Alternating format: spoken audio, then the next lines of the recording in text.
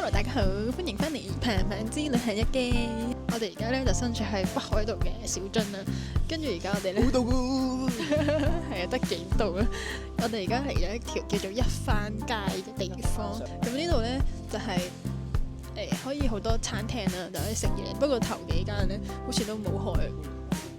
但係咧行到尾嗰度咧，我哋就見到有一條小街小巷咁樣啦，入邊咧就好多間小店嘅居酒屋啊、串燒啊、拉麵啊，唔同嘅嘢都有啦，鐵板燒都有。跟住頭先咧，我哋就入去行咗個圈，跟住咧就揀咗兩間嘢嚟食啦。So far 兩間嘢都幾好食嘅。冇開喎，但係呢啲全部都唔開。哦，係咪宵夜時間先開？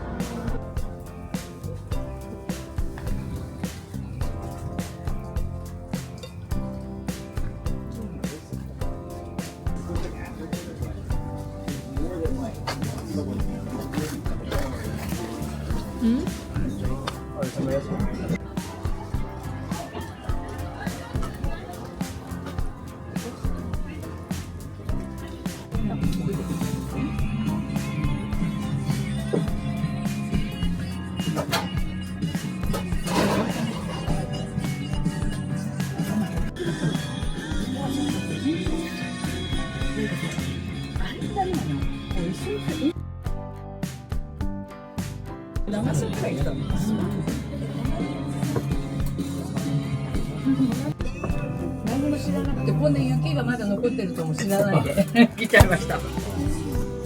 確かに何残ってる。Recommend all the recommend is one big パンツぐらい。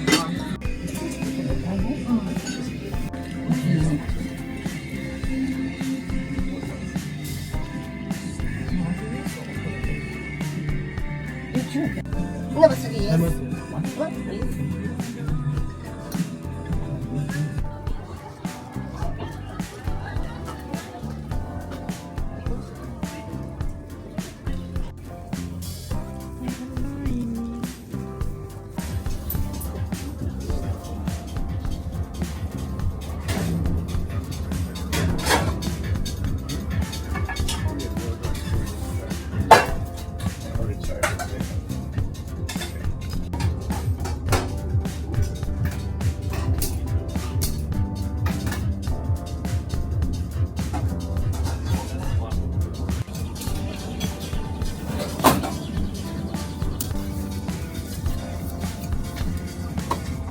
So far 兩間嘢都幾好食嘅。